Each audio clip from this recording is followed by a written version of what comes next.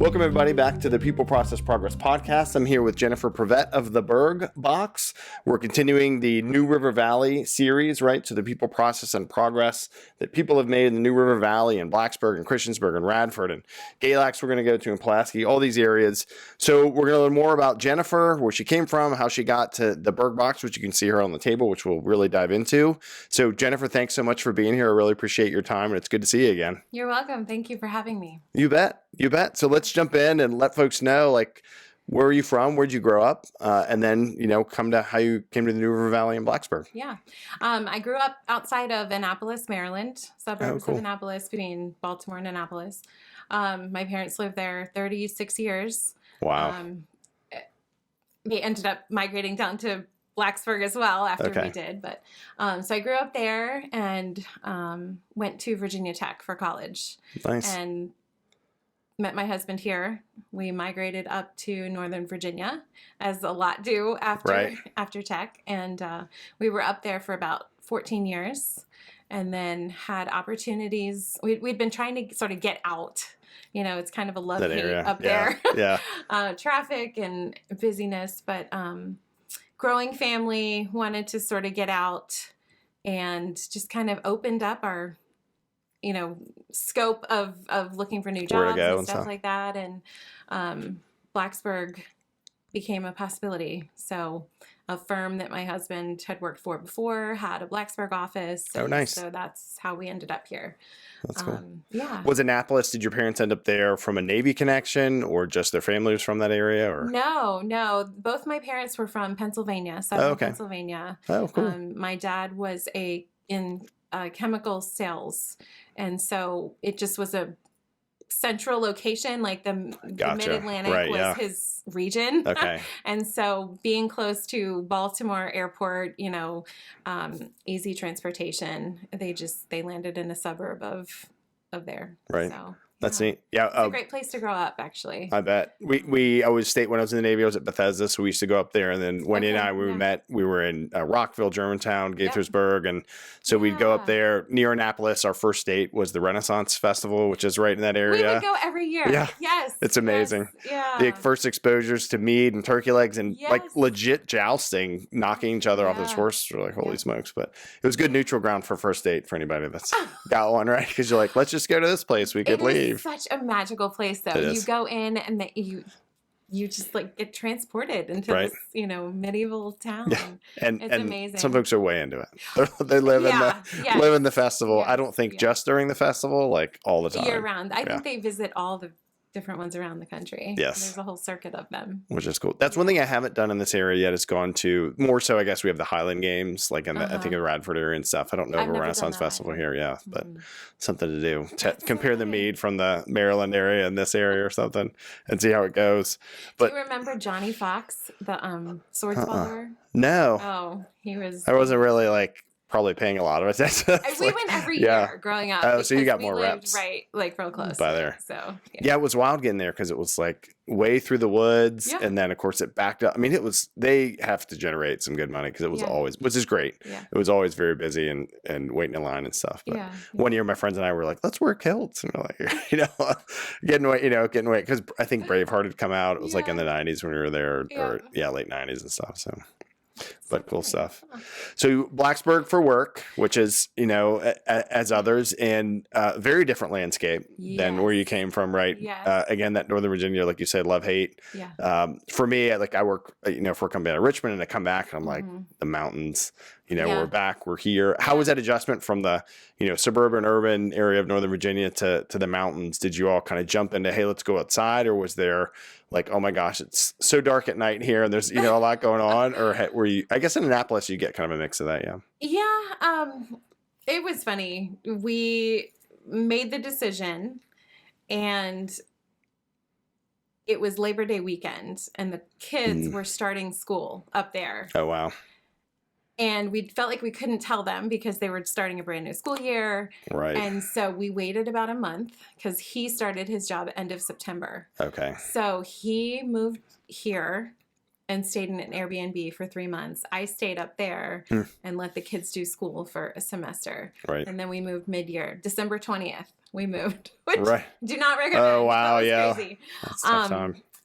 But it in that time, anyways, we moved and I found out I was pregnant with number 4. Oh, wow. So that was kind of a nice surprise.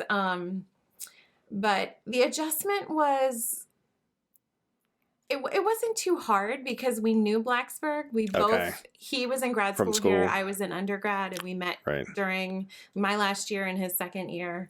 That's true, yeah. So in a way, it was kind of like coming home. Because this was where both of us met each other. Big part of your lives, yeah. It was a big part of our lives. And we craved that more space, number one. We were in a tiny house. Not literally a tiny house, but just a small house up in McLean. And wanted the space, wanted just breathing room. Right. And so it was really good to move here. Nice. Very different. Being here as a student and being in that mindset versus when I was a student, you don't even think people live here. Like, I just remember that coming back and being like, there's a whole, like, other than students, here, you know, and it was pretty amazing. So that was just an adjustment. Yeah. But it was pretty good. I mean, it was pretty. It's not been easy. You know, nothing's easy. It's you're starting over for sure. But it was great.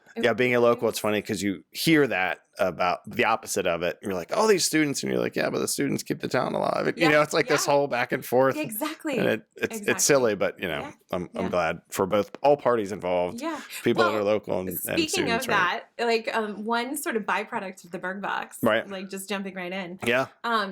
It has been really cool how it's become sort of this bridge between town and university. Oh, yeah. Because my focus is local products and highlighting local businesses. Like, there's more here than Virginia Tech, like this big university. But I actually got licensed this past spring with Virginia Tech. And so I can put licensed stuff in the box. So it's been really fun to collaborate with them. Right. And also bring together like local and licensed in one place and kind of be that bridge between local and university. In addition to folks just going to the football games, they're like, hey, we can also get memorabilia and, you know, branding stuff and sticker, you know, all that kind of stuff. And that is really cool. It's a great, one of the great things about, I think, being in a college town, which I went back to school when I was like 31. So it was a totally different college experience. And so I would just go do my work, come home, feed the baby, like, you know, all that kind of stuff. But, you know, for folks that like are alumni or are still here, you know, and in that kind of traditional college thing, that is such a great connection to go, oh, there's still products I can get and not have to go like the campus import, you know, like on store, you know, on campus or something like that. Yeah. So that is super cool. So yeah, I mean, since we're jumped in, let's talk about it. So you went to school here and you went to school for architecture, right? Degrees in architecture. And so take us the path from architecture, Northern Virginia to the Burg Box, right? Yeah. Sure. So I studied architecture, but it's a 5-year program. Wow. After my 4th year, I pretty much decided I didn't want to be an architect. Sure. So parents were like, okay, what do we do now? You know, and so I ended up finishing it out. I loved my education. Nice. Love design. Just funny story. So in architecture school, you do something called a pin-up, and you literally pin up your work on the board. So on a critique day, the walls are covered with work. Look at all that. And so multiple professors would say to me, you've got the best presentation up here, but where's the architecture? Like your building is going to fall over. A theme is building. Great. Yeah. Like you can sell it, you know? So I knew pretty early on that like I love the world of design. Sure. But I'm better at the graphics, the marketing, the presentation. Right. And so out of school, I worked for a firm called Gallagher and Associates up in Bethesda. Oh, okay. And lived and worked up there for a while. They do exhibit design. Oh, nice. And so I worked at Smithsonian, exhibits at the Smithsonian, the Spy Museum. Oh, wow. I worked on that. Several, a Cleveland Jewish Museum, Rock and Roll Hall of Fame was starting right as I left. Just really cool. So independent museums as well as national ones, national, you know, things. So that was an incredible job. Great exposure there. Yeah, Great job, great experience, really intense. Left that and went back into architecture, worked in the marketing department at an architecture firm.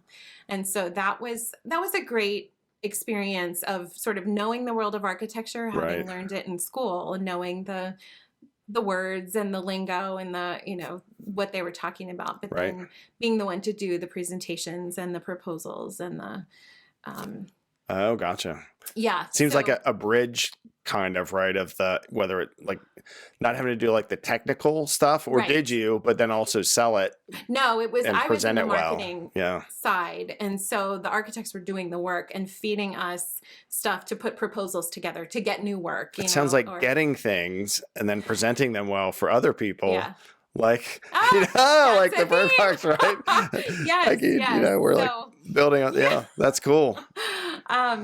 So that's what I did for a few years. And then we started a family, and it was this, do I go back to work in a professional capacity, or, you know, do I stay home? And we lived in Northern Virginia. It's expensive. Childcare is expensive. We did all the numbers, and I was able to do some freelance work, get that set up before I had the baby. So I never went back to the office.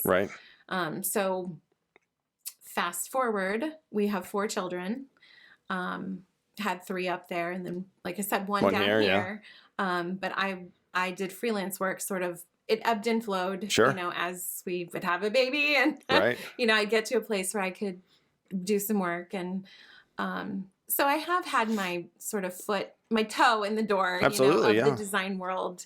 Did a lot of freelance graphic design. I did marketing stuff. I did some event stuff. Just ebbed and flowed.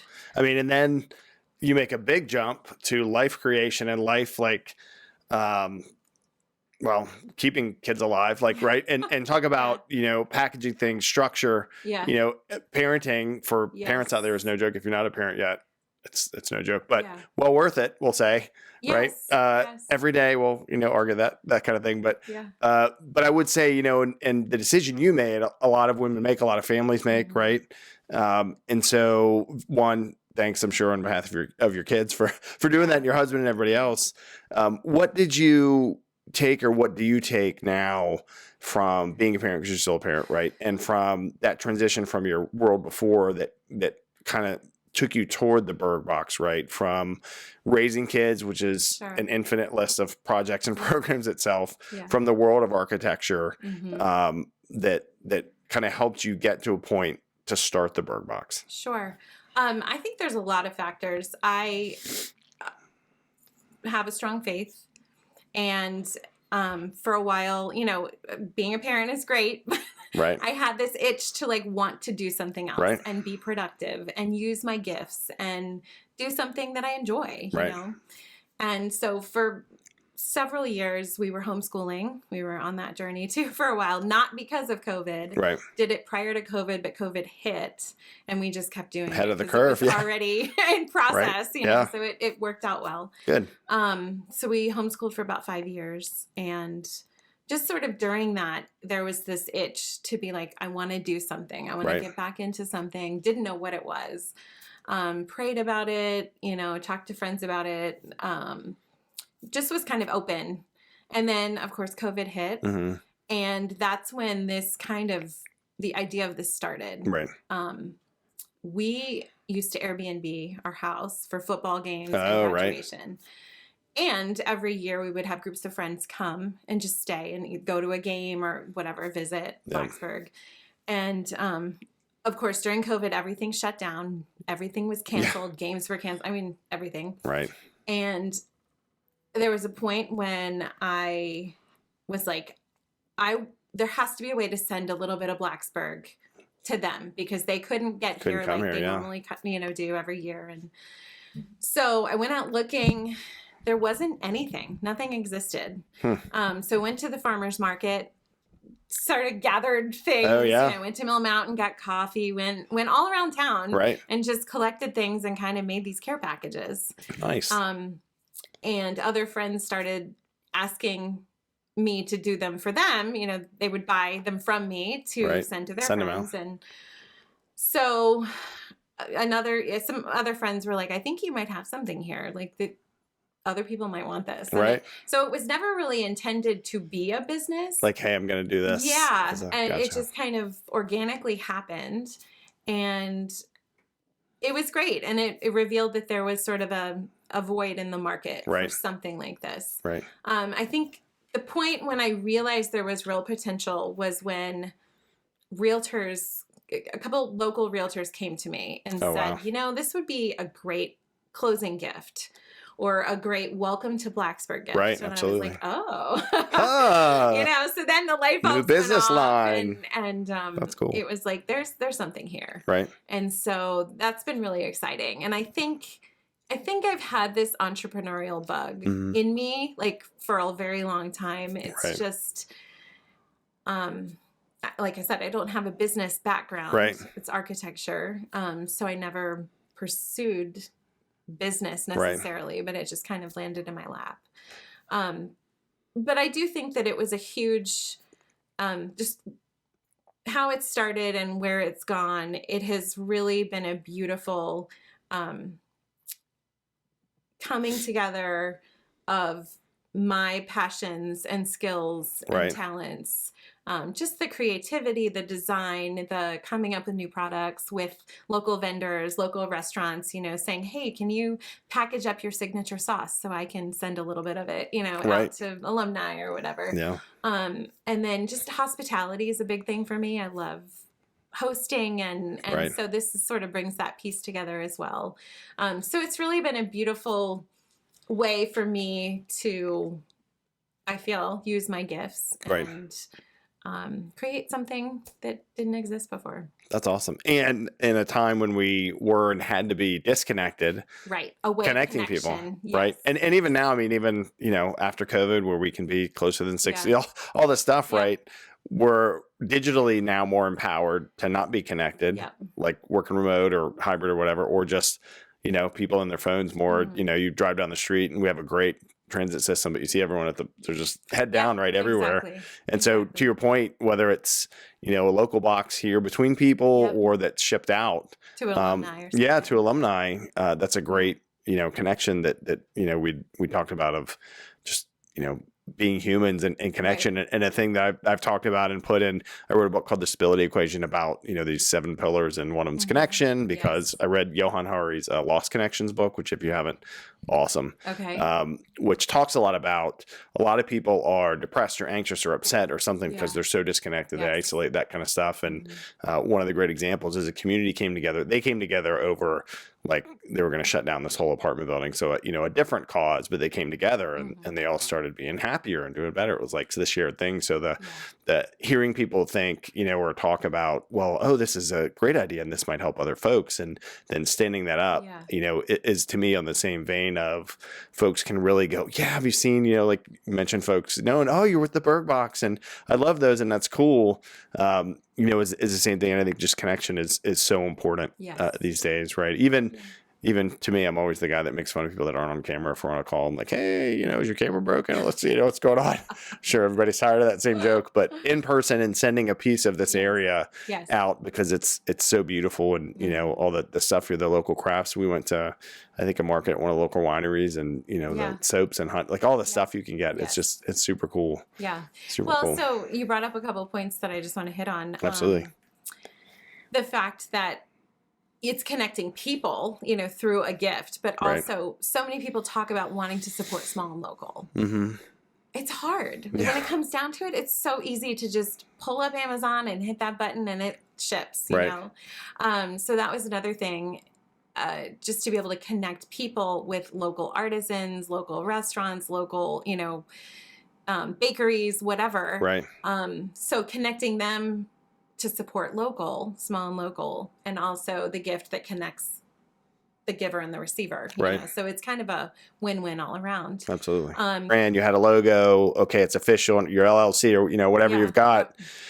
there's challenges to get there. There's challenges to stay there, right? There's also strengths and opportunities. Yeah. So I like to, in any lessons learned thing, like start with the challenges and then end with, hey, and this is what works well. Yeah. What are maybe like 2, 3, or other things you want to talk about that were challenges of getting off the ground, starting to grow it as you get more recognition, like all those kind of things. What are things you can share with other folks that also are entrepreneurial or just thinking, I need to do something else, and they have their idea and want to start something? Yeah. It's really funny because you think you're going to start and go in one direction, and the path is never linear. Right. It's been, up and down and zigzag and all over the place. So there was a pointed moment when I had a couple of people reach out from Williamsburg and Harrisonburg. Oh, wow. I guess word had got out. Somebody received a box from a sister-in-law or something, and I got a DM and an email. There were 2 separate occasions, but right around the same time, and they said, I received one of your boxes, or my sister-in-law got a box. Right. Are you going to be coming to our burg? And so that's when the light bulb went off. I didn't even think about that when you said the names of the town. I trademarked it right away. I talked to an attorney friend, and he's like, "You need to trademark that." So we started that process. Nice. But this idea became so much bigger. It was like the vision was like, "Oh my gosh, like this could be big," right. So not just Blacksburg, but packaging up the burg, right? Whatever burg that is, or whatever town that is, know. But this idea of capturing the essence of local, in a box, right? And so that was really cool. I haven't done that yet. It's sort of, I'll start and then one step a big forward, jump, 2 right? steps back, kind of thing. And so it's been a journey, but it's also been very seasonal. It's just been this roller coaster, It kind of builds up in August, September when kids come back to school and everybody's rah for football and there's excitement and all that. And then it kind of coasts towards the holidays, which is big. It's a great holiday gift. Oh, good. But then it drops off in January, February, March, and then it kind of picks back up for graduation. Springtime, graduation, weddings, Mother's Day. Right. There's just a lot around of holidays events and events and things around the late spring, and it seems to pick back up then, and then it drops over the summer. So that has been really hard, and it's been this question of, can it be sustainable? As a full-on business. This year, January 2026, I've kind of committed to pivoting to focus on corporate because I know there is a void in the market, especially here. I think that a lot of companies send gifts all the time. Right. And I think in this wake of, just sending a gift to check a box I think people are wanting to be more intentional. A little more personalized. Opportunity, yes. Gotcha. There's opportunity for them to really show that they're investing in their community by giving a local gift, or sending a local gift to a client. I've had local companies leave it in hotel rooms for clients coming to town. Oh, yeah, that's a great idea. We have delivered all over town, to different title companies or closing, lawyer attorneys who are doing closings or whatnot. And so we will take it, deliver it, and they'll have it there at the table, for their closing. So I think that with that pivot, that will either prove, either it'll work or it won't. But that's my next sort of big step or pivot to say, I want this to be to work out to go, and be able to see my vision. Franchise across burgs, right? And being my family's from Pittsburgh, so also Pennsylvania, and I'm like, I just picture black and gold boxes and stuff, which would be great. Well, and ironically, all of the Virginia burgs have universities, and this past spring I got licensed with Virginia Tech, and so I could do JMU, William and Mary, Lynchburg, Mary Washington, and Fredericksburg. That That would be cool. So there's opportunity, especially within the state, to sort of do a taste of local in their burg. So I would love to do that, and I think people appreciate it. Right, absolutely. So I'm in my program project management leader mindset now. So if I was to track those lessons learned that I heard, if you have a good idea, trademark it. Yes, trademark it right away. Right away, because it's yours, it's worth something. Yes. All that good stuff. It's not cheap, but pay the money because it'll save time to problem solving run, I bet. Yes. Plan for the risks, but also benefits of seasonal work and logistics, right? And all that. And then also, it sounds like you have, okay, let's kind of roadmap this and look ahead and say, which direction do I want to go to compensate for the troughs and the peaks and troughs of the seasons, right? And then obviously put a plan towards dealing with that all around, which has to be for personnel, because you're a company of how many people? Me. Right. So, imagining Virginia and all the burgs and wherever else, thinking about, a whole nother legal aspect of franchise or of you trying to do it or hiring more people, all that kind of stuff. But, and also I would imagine not trying to plan and do all that all at the same time. Right. Short of getting a Shark Tank check where you're like, okay, right. It's got to be incremental growth, but then also planning, like, how do I scale this? It's got to be a big focus, right? Well, and I think I need to get Blacksburg nailed down first. Right. I've got it, and there have been times where I'm like, maybe I just do it. Like, maybe I just charge through and like bring on JMU, or Harrisonburg, but it didn't make sense. I need to figure out. Build your base real strong. Build the base really strong. For sure. Yeah, that's a great way to put it. That makes sense. So once that's established and sort of on autopilot, I think then I can start thinking about bringing on other burgs. That's super cool. Yeah. In addition to, getting the trademark, getting, permission or license from Virginia Tech, which is awesome. A great start to locking this area down, so to speak. What are like 2 or 3 things that have worked well that people should emulate, right? In what you've done. And, we talked about kind of maybe steps from the challenges, but what are just some wins that it's like, hey, this worked. I tried this thing and do this every time. Yeah. Or often. I don't know if this will answer the question, but a couple of things come to mind. People around here especially are very willing to help you. And so I am very much a person who doesn't like to ask for help. Right. But I found that when I do, doors open. Nice. And so don't limit yourself. Don't hold your own self back. You never know. You don't know until you ask kind of thing. And so it's been amazing when I've asked, things have happened or they know someone who can connect me with someone who, so people are very willing to help. And I guess I was surprised by that because when you're an entrepreneur, you feel very isolated. Just you against the world. And it's an island, you're like David and Goliath kind of mindset. At least I did. But so that's one thing. And another thing, so along those lines, one piece that I hadn't really mentioned yet, but has been an awesome coming together of sort of the creativity and the design and the pieces for me are brainstorming new product ideas. So it's been really fun to talk to different entities, different places and say, hey, I'm thinking about this. Like I went to breakfast with a woman, another entrepreneur who owns a spice company. Oh, wow. So you wouldn't think like me and her would like have any way to connect. But we're at breakfast, brainstorming, just chatting, talking about business. And I was just starting to create like a game day box, tailgate box. Oh, cool. Whatever. Yeah. And so we ended up brainstorming and I think I have a sample. Yeah, it's right here.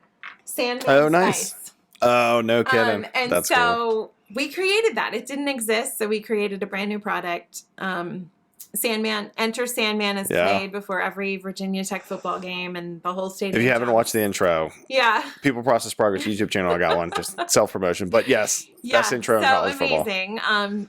So now that's an exclusive product that I carry. Oh, wow. It gives her business. It's a cool thing just for both of us to be able to say.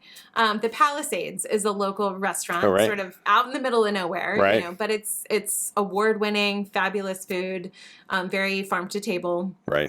and they have packaged up several of their like meat rubs, vegetable seasonings. And so it's literally a taste of, the restaurant. They don't sell it, right? But they packaged it up for me to put in the box as a taste of Blacksburg. That's super cool. And so I've done that with a lot of different places. Gillies packages up their pancake mix. Oh, wow. Bolo's has done their scone mix. And so these are things not available in store, but available exclusively through the Burg Box. And so that's been a real fun, creative and fun for me, but also financially, beneficial for them. I mean, and talk about that, again, that connection theme, like people that live across the country that went to school here. Yes. Whether it's last year or however long those businesses have been open, they're like, oh, I can use this. I remember that was great. And then order it. That's so awesome. And again, talk about seasonal, but people are like, hey, we got to get our Burg Box to get ready for like tailgate season, for the Sandman Spice and all that kind of stuff, which is awesome. Yeah. Yeah. It was fun this past football season. The university club hired me to create boxes to put in all the suites. And so we had signature things for them in those boxes, which Sandman Spice was one of them. So that was really cool. It'd be neat to get somehow reaction, be like, hey, can I have someone just like watch you, or something and get that feedback or that's probably part of the loop, right? Is how do you get a feedback loop on your products when they're going out? That's been a hard thing. I'll tell you what's interesting is, so, Aunt Jane orders a box through the website to send to her niece who was a graduate. Right. So the niece gets the box, wasn't expecting the box, but gets the box as a nice gift. Right. She thanks Aunt Jane, but it never gets back to me as the loop never closes. Right. To really get feedback, I put a card in every box, actually, somewhere. Got one, yeah. With a QR code for a Google review. Oh, cool. I've gotten a handful, but it's hard to get the feedback and to get the reviews. Right. Especially when the recipient isn't necessarily buying the gift. Right. It's always kind of through someone that sent it to them. Yeah. Is just tricky. To talk about your contact, is Google review the best way for someone that's had a Burg Box to get a review? You mentioned, someone DMing you on like Instagram or something like that. Can they send it that way? And if so, of course, what's your Instagram handle? And, let folks know that. But what is the best way to close that communication loop with you? Anything. I mean, whatever. Whatever works. Gotcha. I just try to put the QR code in for convenience. I think it's pretty easy. Scan in, so. Is it at the Burg Box BURGBOX on Instagram? Yeah, it's _Burg_box. Gotcha. It's like separated. And then we're on Facebook. The Burg Box. Yeah, LinkedIn. And then website, theburgbox.com. Gotcha. Yep. Cool. Just want to make sure the contacts are in there. So we're talking about closing the loop. So if you've gotten a Burg Box, send a review, go to Google Reviews, go wherever you can. Yeah. The other thing I wanted to talk about too, that we talked about, and you mentioned faith, and that's the seventh pillar and the stability equation thing I read about. So, and to me, faith being what you think, right? I grew up going to Catholic church and then no church and then needed this and, the whole, probably a lot of roller coaster like other people have. And a lot of what I have found helpful is focusing on other people helps you deal with your own stuff, or not focus on your own stuff, even though, not to ignore it. And, we talked about like the giving mindset, right? Yes. So all the stuff you're doing is giving gifts through other people to other people, which sometimes is, or not sometimes, all the times is probably a lot of work and getting everything together and making it look good. What benefits have you found for yourself from this giving mindset, from doing not just the business stuff, but just the act of giving regularly? Sure.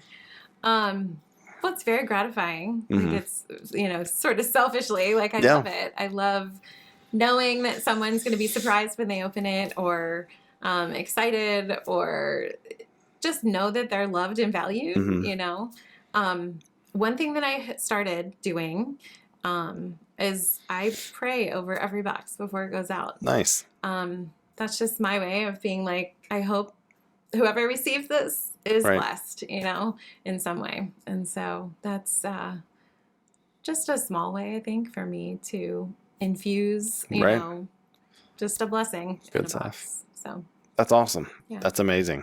What, so we talk about connecting. Is there other ways, other messages you want to send about how folks can get to the Burg Box, what it's all about? Something we haven't covered. I'm going to ask some questions about the New River Valley, but want to make sure that we, talk about this and you. I've had people reach out saying, how can I get in the Burg Box? And I guess gotcha. I'm always open Their to products new vendors. Yeah. Okay. So, I mean, I have the standard products are usually coffee, honey, soap, candles, and there's tons of vendors in the New River Valley. And so I will rotate through and sort of highlight and showcase different vendors of all those products. That's awesome. We've done multiple coffee companies. We've done multiple of everything. So chocolates, different, like I said, baking mixes. We've done scones. Wow. We've done cookies. We've done brownies, muffins from all different bakeries. Is there well, two questions. Is there a most popular item that people have asked for that you've, sold the most in the boxes? And then what's the most unique item you would say?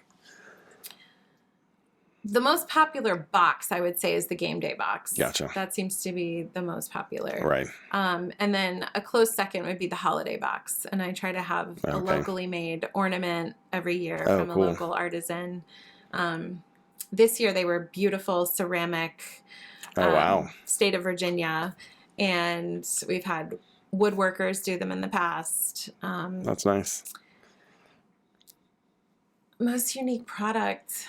I'd have to probably say the Sandman Spice.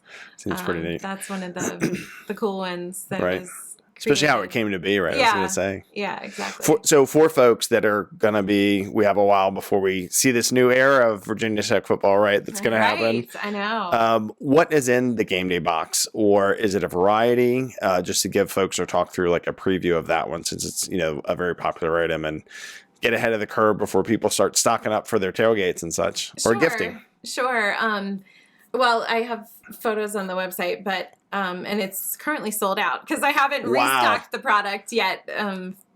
It sold out last season, and kind of reconfiguring it a little bit. Oh, cool. But it's popcorn, Heathwood kettle corn, nice. At least peanuts. And another thing is, I try to, if I can't find a local product, I try to reach out to alumni from Virginia Tech. So like Whitley's Peanuts, they are featured in Castle and Lane. Oh, nice. But they're an alumni business of Virginia Tech. All connected and back. So, that's great. Yeah, so it's all kind of connected. A local artist rendering of Lane Stadium, so a matted print. Oh, nice. A silicone game day cup, which is great for tailgates. It's like indestructible. You can run it over with your car. Oh, cool. And it won't be destroyed. Keychain, beads, party beads. Oh, orange and nice. Keychain is it's called a goki. It's a little hokey foot that's a bottle opener. Oh, nice. Sandman Spice is in there. That's in there, yeah. I feel like there's one more thing. You'd have to check the website. That's cool. Yeah. Check it out. Yeah. Go to the Burg Box, BURGBOX. BurgBox.com. Yeah. Is there the ability for folks to get a custom box? Like, hey, I'd like a gift box for someone. I loved my time at Tech, and then say, can I have these things, or do you have these things, or is there like a la carte? You know what I mean? So funny you should say that. So all along, I've created the boxes and had those for sale, and then people all the time are like, can I get this and this and this, like build your own box. Right. And so this past summer, I switched web platforms. I created this build your own box feature. Oh, cool. Or not? It's a lot harder to manage, Tons to manage all the inventory, keep that, going. And then every box is custom. Right. But I also was finding people weren't really using it. Oh. What has been worked better is to have a box and then have them be able to add on to the box. Gotcha. So to choose, actually, I want to add this bracelet, these earrings, and this soap. Right. And put it in this box, the core one that's already made. Yeah. Gotcha. So I actually just eliminated the build your own box. Oh, gotcha. I do have like a marketplace area where you can just buy individual products. Right. Cool. So you could, those just ship individually. I wonder if that speaks to our humanity of wanting choice and then going, well, it's just easier if I get it. Like, you know what I mean? Like if it's already together. Yeah. People want to be told what to buy. Right. Like that is one lesson I've learned in retail. Like the less decisions that they have to make is better. It's more appealing if it's like, hey, I like all this stuff. Let's just have, like you were saying, some earrings as well or something like that. Yeah, yes. That's true. It gets overwhelming. They get overwhelmed because I had people test it. I had people try it and they're like, it works fine. I'm just like, I don't even know what to do, or like what to choose. There's so much. And so like when you give too much choice, it actually backfires. That makes sense. And like I said, it was a mess, but not really a mess, just a lot to keep up. Totally different logistical administrative thing.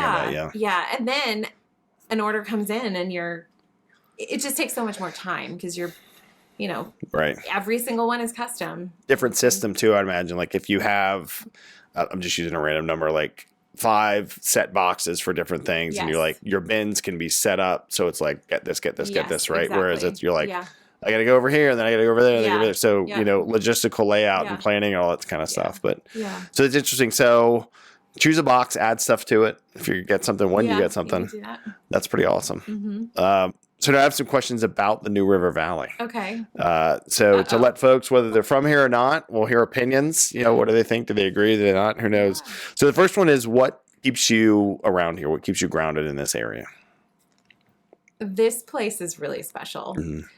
Like I said, we lived in Northern Virginia. I grew up in Maryland. There is just something peaceful about being here. The open space, the fresh air. Like, it's a small town, but you've got the big university. Right. And you do have a lot of culture, surprisingly. Right. And so it's a beautiful balance. Like, you can kind of, use it when you want. Go to town or go back out. Right? Yeah, for sure. And because the kids are getting older and stuff, we have really gotten outside a lot more. And we do hike as a family often. The kids play sports and all that. But, right. It's a great community. Right. People are friendly. Right. People are nice. Like, for sure. It is different than a lot of other places. There's a vibrancy here. Mm-hmm. There's a loyalty. People love it, and they're passionate about it. Not just the university, but the place, the town. Right. Or the region, I guess, is more so. Yeah. Like, we love going to Floyd. Right. On a Friday night. Or recently we did Buffalo Mountain. Oh, nice. And then we got dinner at Dogtown Pizza, and just kind of spent the day there, and it was wonderful. It's all doable in a day, pretty easy, Totally, for sure. We went to recently, which was great, and so there is a lot to do here. It's kind of like these hidden gems. Like, you kind of have to know it, to know, because I think at first glance people are like, that's a little podunk. It's a country. Look at those cows over there. Yeah, exactly. For sure. But you have to just dig a little deeper, and there's a lot here, and there's quality people. There are quality people, that are doing things. Right. And I think that does have to do with the CRC. Absolutely. Here, and so they're very aware of like bringing industry here, bringing technology, and Virginia Tech being on the cutting edge of lots of things. Like, there's just a vibrancy. Yeah. And it is a good balance of, the Corporate Research Center, CRC, Roanoke Blacksburg Technology Council, like all those groups and the technology that's here, or even started here, that's now like billion-dollar companies. Right. And people will be like, from where? Wouldn't know. And fortunately, though, all the land's not bought up. So there is some space to your point. And we were the same in, COVID and we were just like, well, let's go hiking. So we just made a list and we just started going, and it's all, doable, it's drivable. Yes. Of course, you can see where Dirty Dancing was filmed at the lodge, which is an amazing place. But talking about there's so much. So if someone said, hey, I have a free afternoon, where should I go in the New River Valley? What would be the place you would send them? Oh, I would say go to the farmer's market, because that's an experience on a Saturday morning. Right. Get some good food there, fuel up, and then do a hike. I mean, we do. What's your favorite hike? Yeah. Bald Knob for sunsets. Oh, yeah. Dragon's Tooth. My husband and boys did that recently. Oh, cool. We live real close to Pandapis Pond, and so we do that a lot. Good place to go around, and there's a lot of hikes, like sort of hidden hikes. Back in the woods. There. You don't just have to do the pond. Right. But even just campus. Right. I mean, we will take our dog and just walk around campus. It's amazing. It is. And they are making a big effort to connect all the walking paths. That would be and awesome. So that was part of the transportation hub, like making that new building along Perry Street. Connecting all of them. So the intention is to connect the entire campus by walking path. Wow. So you could do like one big loop all around. That is awesome. But I love how town flows into campus. And it's just sort of a seamless. Sitting at like Maroon or just looking down. Yeah. That's amazing. Yeah. Places you'll hear from probably other people too. But yeah, it was awesome. So fuel up at the market and get outside. Get outside. Yeah. Which is just general in this area. And be ready for some hills. Mountains. Yes. The flattest hikes I've seen is probably Annapolis, and then everywhere else you go, you're climbing rock steps or going on the trail, which is good. Yeah, that's the whole point. What surprised you about this area when you first got here? We may touch on it a little earlier, but where were you like, oh, I knew you were here from school, so maybe probably then. I know it's changed. So like, Wendy, my wife Wendy, which I know you know, and that's for everybody else, she was in school here, graduated a while ago, and then we came back maybe once or twice, and then of course back way after now in 2019 when we moved here, and totally different looking area. Yeah. But whether it was when you first got here for school or when you came back, what were you like? Oh my, this is different, better, something like that. What was the biggest surprise to you? I know that this is probably charged in many ways, but I think Blacksburg does a really good job of keeping the core downtown small, like the 16 squares. They have preserved that. Yep. Even though everything else looks very different and grown up, and it's they just tore down the Rose Florist, that whole block. The other debate online now. Right, it's all over everything Blacksburg. Yeah. So I think the town is doing a good job preserving the downtown. We just need keeping better its stores feel and keep getting them to stay here. Costco and Trader Joe's. Come on. I know. I actually sent a message to Trader Joe's a few years ago. I was like, this would be a great opportunity. Can you imagine? Yeah. But I will say that I think it works so well because there is town and university. Right. The university really helps the town. Absolutely. And with the CRC, I guess that was not here when I was in school. Right. And so that is exciting to see the investment. Right. And just the cutting edge. Like there's big stuff happening in the middle of here. fields, absolutely. I mean, really.